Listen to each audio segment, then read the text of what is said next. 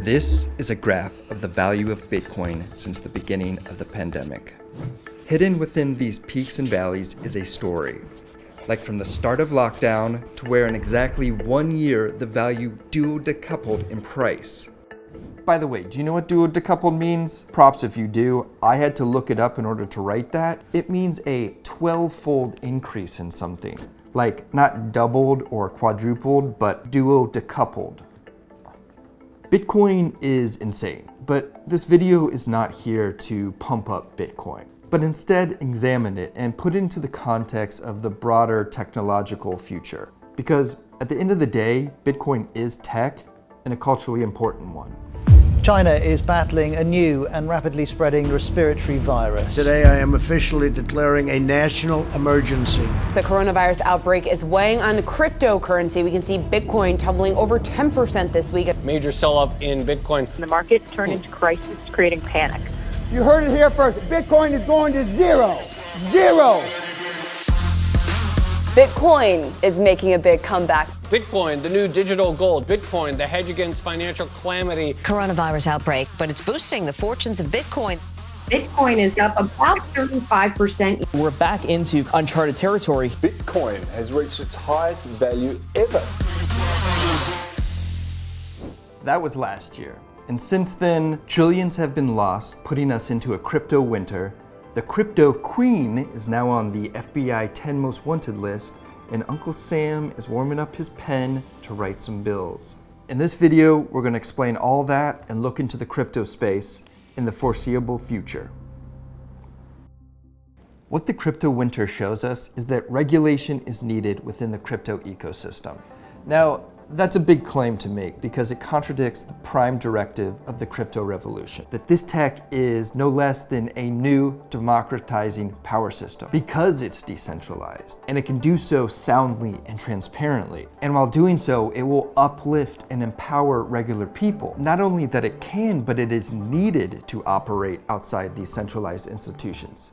Do I want to go down there? Nope.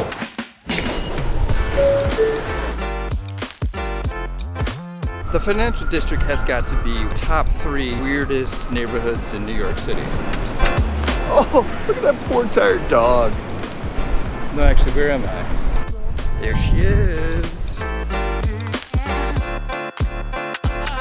The whole origin story of Bitcoin was that it was born out of the ashes of the 2008 financial crisis, where millions of people literally got kicked out of their homes while all these predatory bankers who sold them down the river not only got off scot-free, but were bailed out and were basically rewarded for it.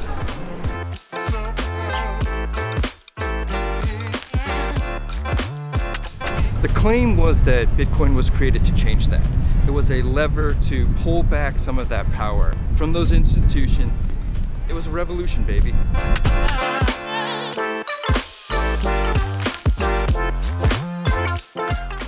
It's been 14 years since then. A lot's played out, and now it seems reasonable to look back and see if those things still hold true. It might be a crypto winter, but it's hot as hell out here.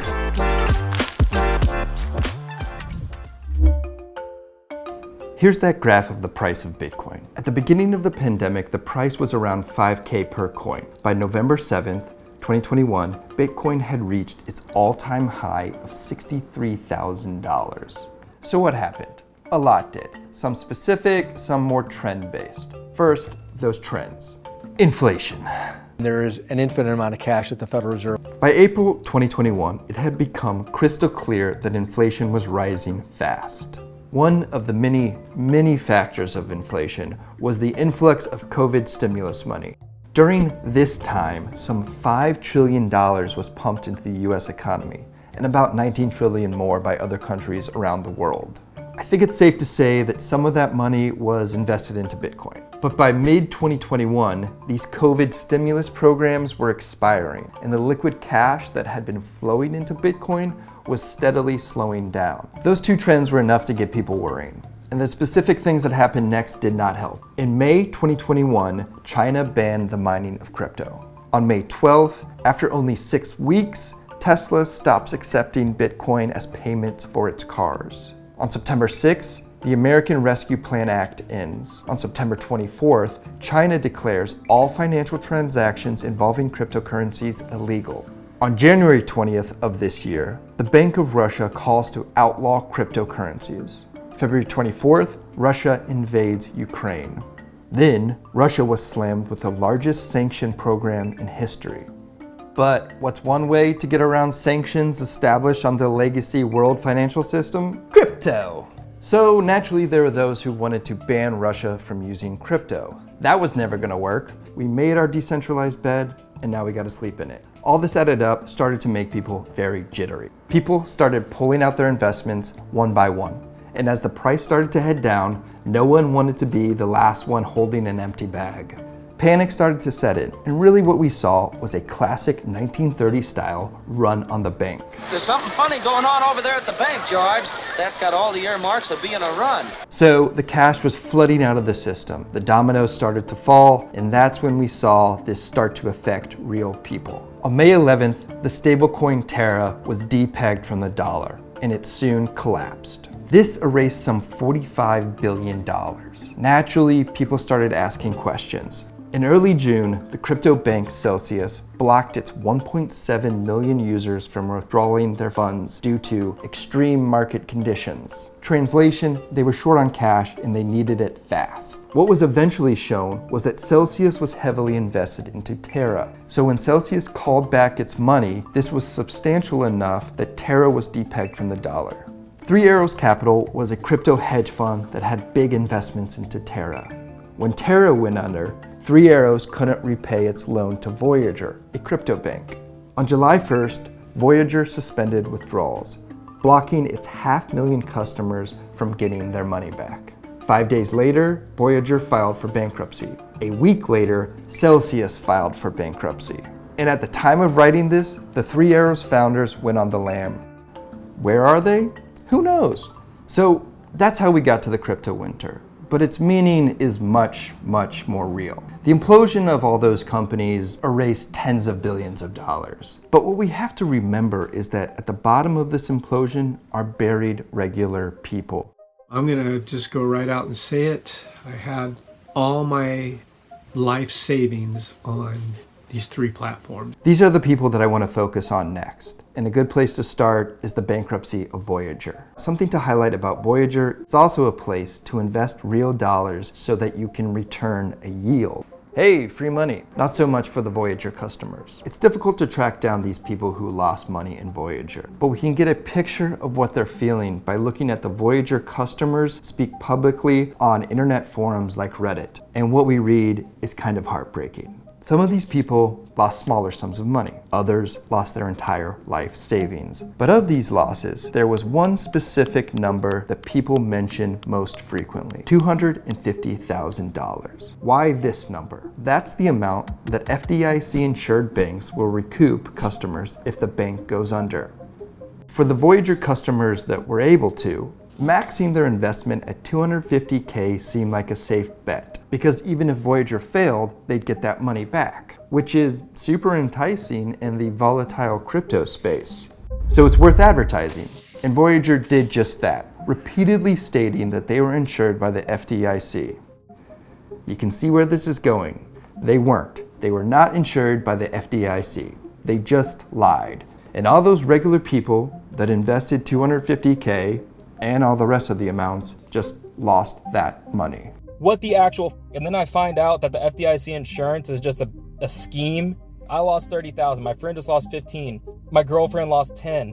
I can come back, I can bounce back, but other people can't, all right? And that's why I'm making this video, is because my friend Adam, he can't make that money back real quick, okay? That's like 5 years of hardcore grinding to get it back. And you just said, oh, by the way, we're just gonna stop all transfers. And as we know, when people suddenly, unexpectedly lose their life savings, it's such a shock that it's very easy just to lose hope for the future.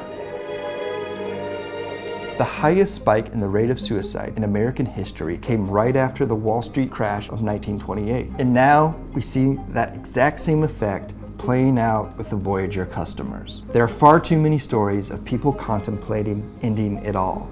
And before Voyager, we saw the same happen with Terra and then Celsius. Thankfully, these cries for help are often followed with support. If you or someone you know is experiencing suicidal ideation, please know that there is a new national hotline where you can call or text and get some help. As long as there's been speculative investments, there's been people who lost it all. But the difference is that over time, we found ways to minimize the harm that could be done. For example, government regulators like the CFTC require companies to meet certain safeguards so that if things do go south, not everything is lost. The crypto space, more or less, has none of these safeguards. And the new Responsible Financial Innovation Act, although sounds boring, will require some of these safeguards. Now, this will certainly anger some of the crypto purists, that this bill is just legal justification for the government seizing a system that is not only democratizing money, but power. And that's not totally wrong. But the thing is, the success of the great hope of crypto assumes two things. First, that the people gatekeeping these decentralized platforms are acting in good faith. And secondly, that they are independent enough that if one goes down, that it won't infect and take down others with it. That was not true for Celsius and Terra. And there are plenty of people alleging that Voyager executives were acting in bad faith when they falsely claimed that they were FDIC insured. Now look at it from a different angle. What if these people made a decision to act in bad faith? The fact that crypto blockchain is decentralized, it's international, and outside the regulation of most governments gives it a really great screen to do crime. The stereotype is that crypto is very useful for buying cocaine on the internet. But really what we're seeing is that crypto is great for creating big financial institutions that when they fail, transfer money from regular people to people that are already rich. That's basically what we saw with the crypto queen, who again is now on the FBI 10 most wanted list. OneCoin's strategy always was to create a cryptocurrency for the people. It's been alleged that she absconded with upwards to $400 million of regular people's money after she scammed them into investing into OneCoin, and hasn't been seen for the past 5 years. Where is she? We don't know. OneCoin anyways is actually a very, very interesting product. It is ethical. She's good at financial crime. So there seems to be a mirroring here with 2008. The crypto bankers are not getting bailed out, but they did write the rules for these platforms like Voyager. And if you look at the bankruptcy filings, you see that they rigged the system to where that they are some of the first people in line to get paid when everything gets liquidated. And once again, they stay rich while regular people get screwed. Humans are human. Most are good, some are bad. There are so many good actors in the space and so many fascinating technologies coming down the pipe. Assuming that crypto blockchain technologies will only be used for its most noble ends is at least techno-utopianism, if not very naive. What is preventing more implosions like that of what we saw with Voyager and Celsius? And what is stopping from more regular people, like the customers of those companies, from losing everything? The answer? Very little. The best way to prevent these regular people from being harmed to such a degree is regulation. And the only thing that can really do that is government. That's why people are calling for regulation, and that's why we can see it happening in the foreseeable future.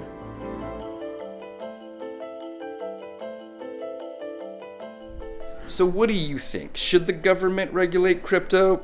Honestly, there's a good argument on both sides. Let us know your thoughts in the comments below. At Singularity, we believe the more that we understand exponential tech like crypto and blockchain, the more we can leverage them for positive impact. So if you'd like to learn more about that, I invite you to go over to singularity.org or check out the link below.